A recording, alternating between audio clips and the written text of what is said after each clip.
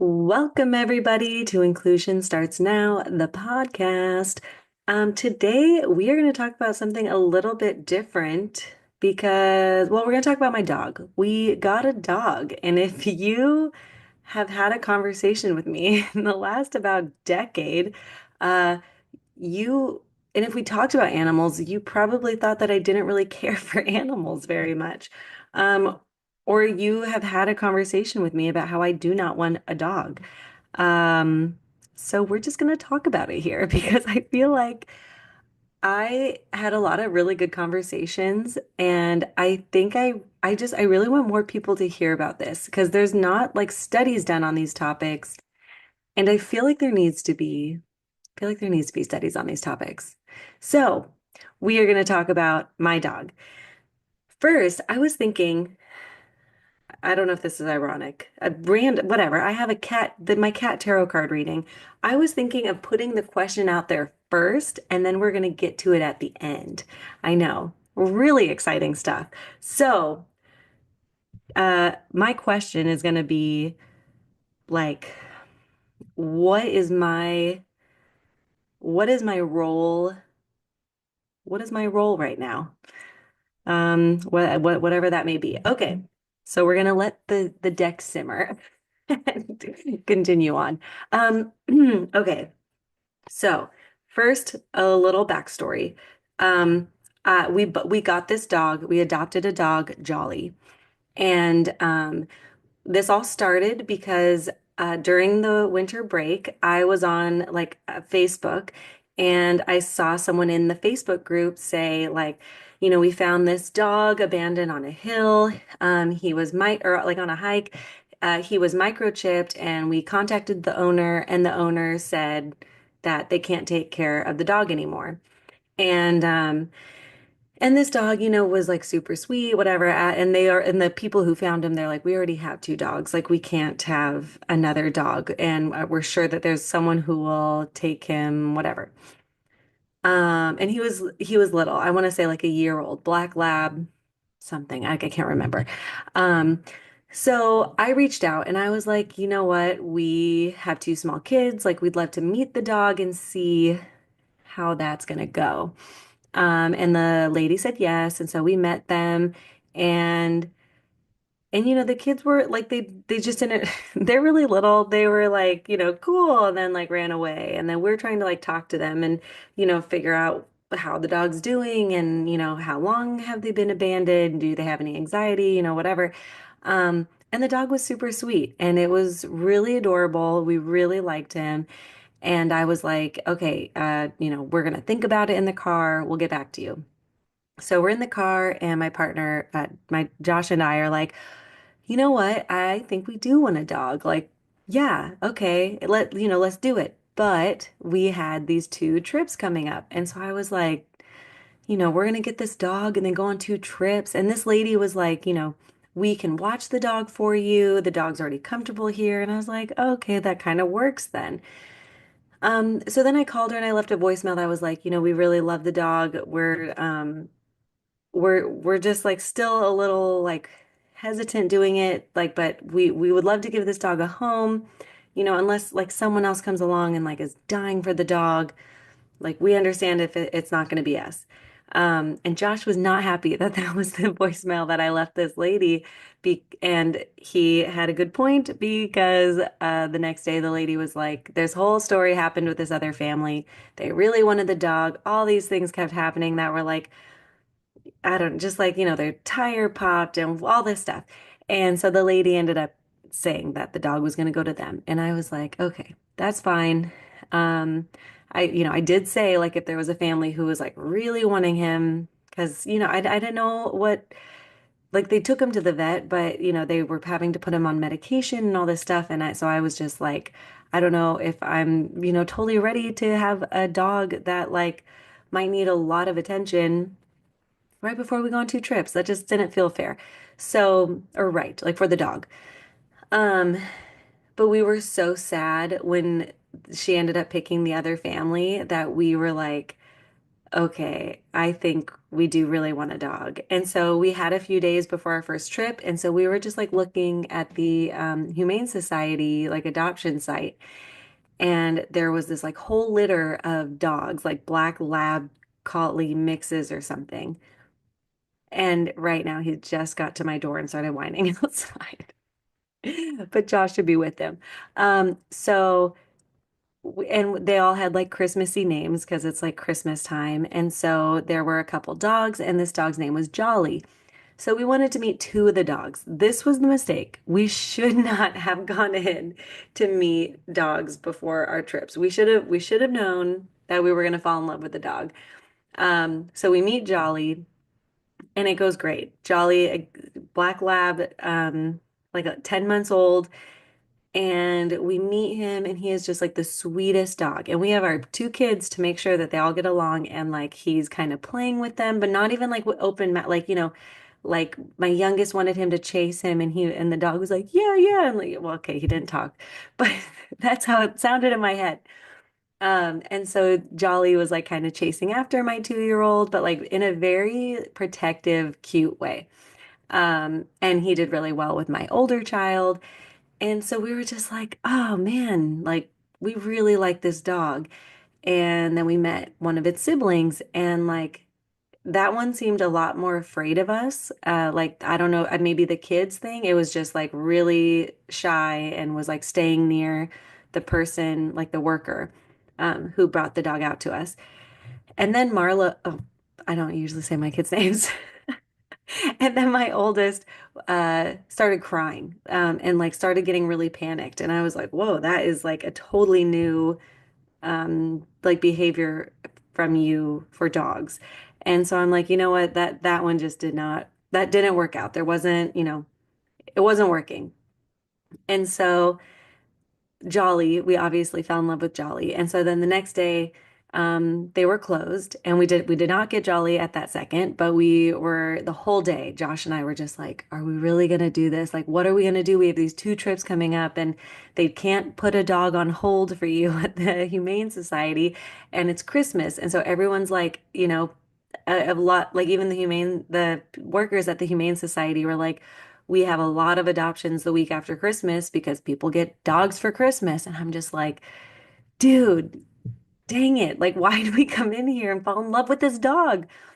So we decided the next morning we went like right when they opened and adopted Jolly. And we had nothing. Like I was buying a crate on like a kennel thing on Facebook Marketplace. Like we went to the humane, like when we got to the adoption place, we're like buying food and snacks and a toy. Like we had nothing. Josh went to Costco and Petco. We had to get him all these toys and dog beds and food and just everything. And so we were like, I would just went full force full into it. And every time someone sees the dog on our in our neighborhood, they're like, "Oh, whose dog is this?" And we're like, "It's ours." And most people are shocked because we're like, "Yeah, we do have talked so much about other aspects of our life and never talked about getting a dog, and here we are." Um, but a lot of the pros that came out of it was, well, first I said I really wanted to make myself walk outside more this next year.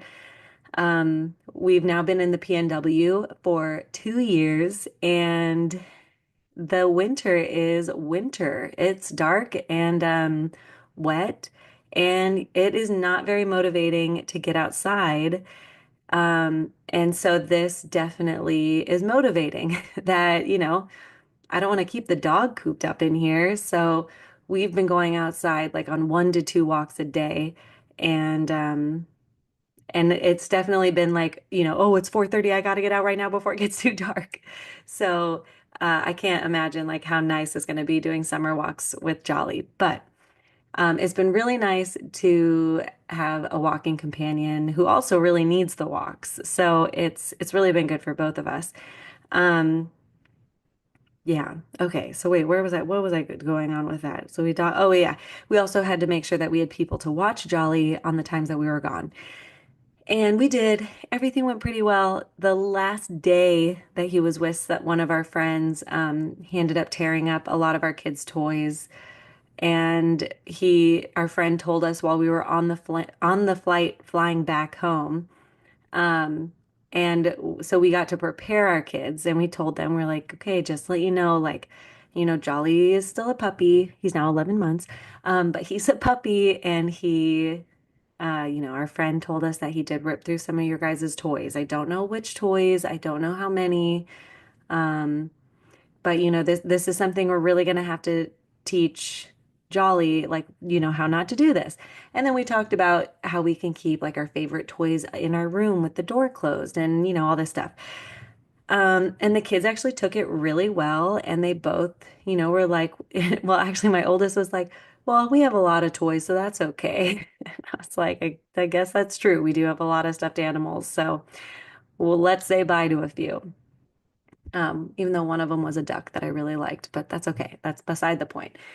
Um, and yeah, so we got home, we cleaned it up, and Jolly only has like hard toys to play with. Uh, but this was also one of the reasons that Josh and I talked about getting a dog was that we wanted to teach our kids responsibility. And even though we do a lot of different like responsibility things, even though we do a lot of like, like I don't call them chores. We're just like, oh, hey, you're done with your food. What do you do with your thing? What do you do with your plate? Or like, hey, let's put those in the dishwasher. Or hey, you want to help me clean this? Or like, look, oh, there's a spill. Let's get the vacuum.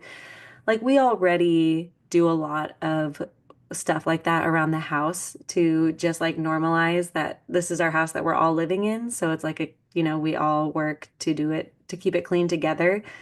Um, but having Jolly has been a really big one of like, this is someone else that we're taking care of in the house. Like Jolly's now a part of our family, um, which I feel like has been really good for them to see.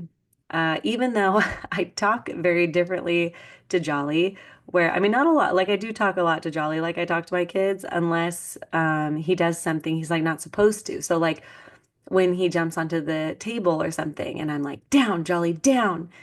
And then my oldest has started like saying that to the youngest, and I'm like, okay, no, I don't talk like that to you guys. Like that's more of an animal command. And so we get to talk about the difference of like training an animal versus like educating a child. Because I am very against people talking to children like they are animals, like they're trying to train animals. Two very different things. Woo, okay, long-winded story to get me to what really changed my mind into getting a dog. So, I was at TASH in New Orleans, like a month ago, and I met these two women, and one of them, they're sisters, and one of them, she's like a professor or something, she's whatever. On the side, she trains service dogs. And we were talking about it, and she was just saying like how like she would love to hear the statistics, or she would like to get data on what, oh my gosh, she'd love to get data on like suicide prevention with like animal support. Um, and then because she really believes that when people have animals, whether they be service dogs or just a dog or cat or whatever pet companion, their likelihood for suicide decreases. And she said this because pets and animals usually love unconditionally, and you can get mad or, put them outside because they're not listening, and then you bring them back inside, and they're just like, "Oh, yay, you're here, I love you." And and I thought that was really interesting because I've thought a lot about how people just like love animals so much. And I'm sure someone who's listening to this is going to hate that I'm going to say this, but because this is probably an unpopular opinion, but I really don't like it when people say that they will always cry when an animal dies in a movie, but they don't care when a person dies in a movie. That makes me really sad for just like humanity in general, that like, of course, whatever, love animals, but like also find ways to love people because there are a lot of really great people out there and who will love you unconditionally. Uh, I guess you just got to find them. So yeah, so that's my unpopular opinion. So moving on. But yeah, so I was thinking that like, that unconditional love from an animal is really nice. And like, what a good thing to have in a home. And like, also kind of, I also went the educational route of like, this is going to be really helpful for my kids to like watch, train a dog, like clean up after a dog. Like, a dog gets sick, like, we have to take care of them. How are we going to do that? And then, the life cycle of a dog is gonna be quicker, hopefully, than the life cycle of like our family. And so it's like, I mean, I remember my first dog dying, and it was super sad. And it was just one of those, I mean, but I mean, and I still wanted more dogs. I mean, I grew up with a bunch of animals. Um, so I just feel like it's a lot of good life lessons in uh to give to my kids, I guess. So, okay, so the lady was saying that she believes that it decreases the rate of suicide because people are getting that unconditional love, and then a lot of people will second guess and be like, well, I can't like not be here because then who's going to take care of my dog? Like who's going to like, you know, who's going to give my dog the love that I give it? Which is, I think, something that we just shouldn't take lightly. Like I think her opinion has a lot of like merit behind it, but it also is like I think that's a really sad um like problem or challenge that we have, that people are feeling more unconditional love from their animals than other people. And it made me even think about like people not wanting to have kids, and they're like, oh, I'm just going to screw them up, or the world's going to screw them up or something. But it's like an animal that will just give me unconditional love. Like that's who I'm going to love forever, because I don't like, I guess I don't really understand the difference. If anyone would like to explain that to me. Um, because my friends who have chosen not to have kids, a lot of them have chosen to have a lot of animals. And yeah, I feel like I'm saying a lot. Now you're going to notice it. Okay, so the second sister that I talked to, she like collected data for like some police department, and it was tracking like how people died and or something like that, and how hard it was to know if they had a disability or not. Because if they like if it's a body that's found, like you might not know if there's a disability, like if you can't find any paperwork on them, or if they have an undiagnosed disability. And so it was interesting to like hear the correlation between the two of like how many like suicides there were compared to like petless people, compared to like and she, I think, had some reason to know like that some she thought had disabilities, but it wasn't on the thing. God, I really can't remember. I should have probably done this conversation like a while ago, like right after I talked to them, and then got their numbers so I can have them on my podcast. But I don't even remember their names.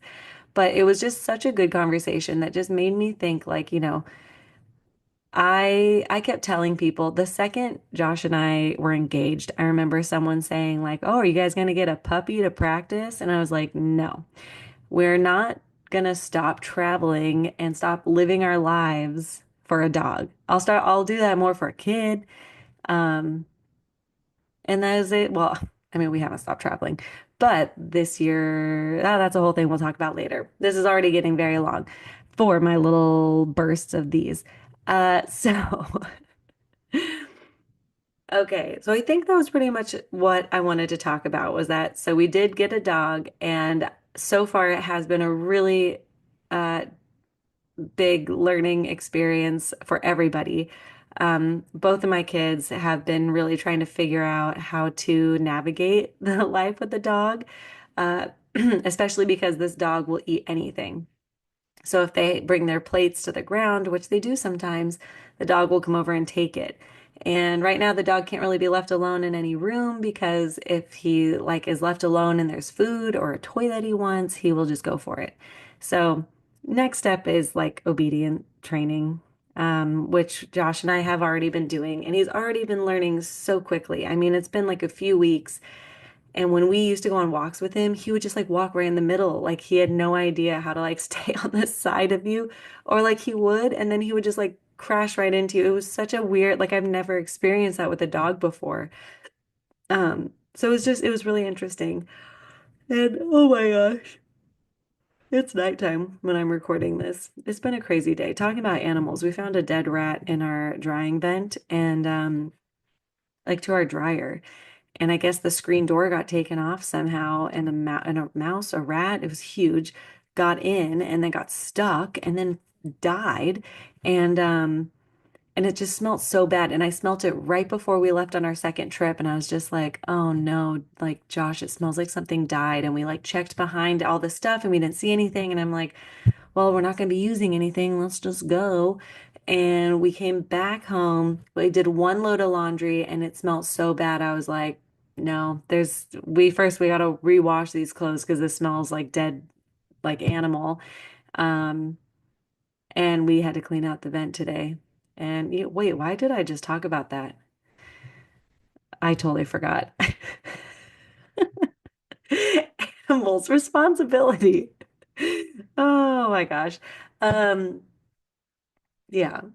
It would be nice to have like, someone sitting here producing, editing, and doing everything for me for my podcast. That'd be really lovely. Okay. So what is my role? What is my role right now for the world, for my family, for life? Let's see. Okay. I got Six of Wands, which I'm pretty sure I've gotten Six of Wands before, which is like kind of wild because this is a pretty big deck. Oh man, is it swords at the end? Da, da, da, da, da.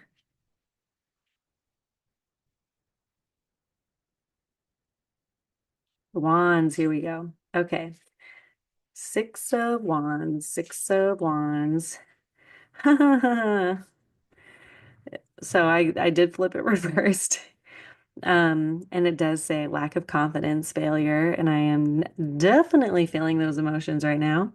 Confetti flows through the air, a victory wreath as your crown, time to celebrate, hooray for you. Um, I am, yeah.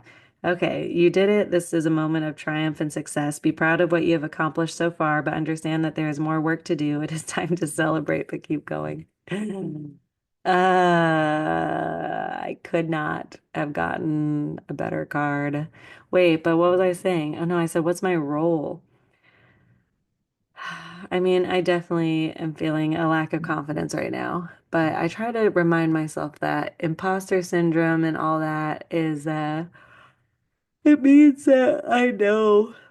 Wait, it means that I know I have more to learn, which is in return a really good thing, just to like have that mindset. But yes, I'm definitely having a lack of confidence because my digital digest thing, I mean, I don't know if I'm just like not promoting it well, but very few people are interested.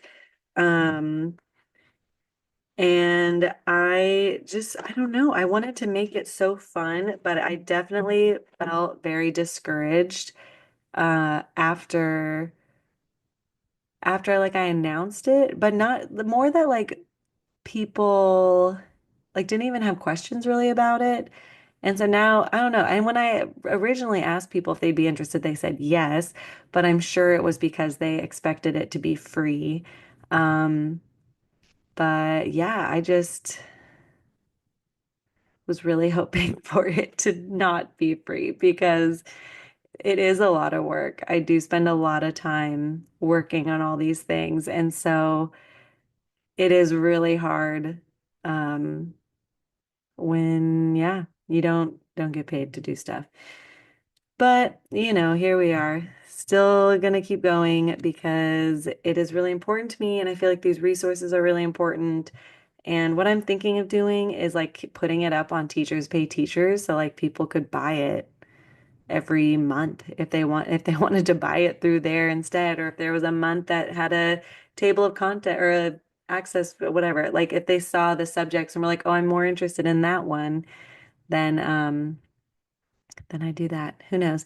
Anywho, now I'm just rambling. Well, that's it. I have nothing else to say. That's my cat tarot card reading. Thank you so much for being here. Um, we got a ton more great episodes. I am seriously interviewing so many amazing people. If you have any topics that you really want me to talk about, I would love for you to tell me here, and I will get that figured out. But we got a lot of good stuff coming your way. I hope you have a beautiful day, and I will talk to you all later. Inclusion starts with you, and I just want to help. Bye.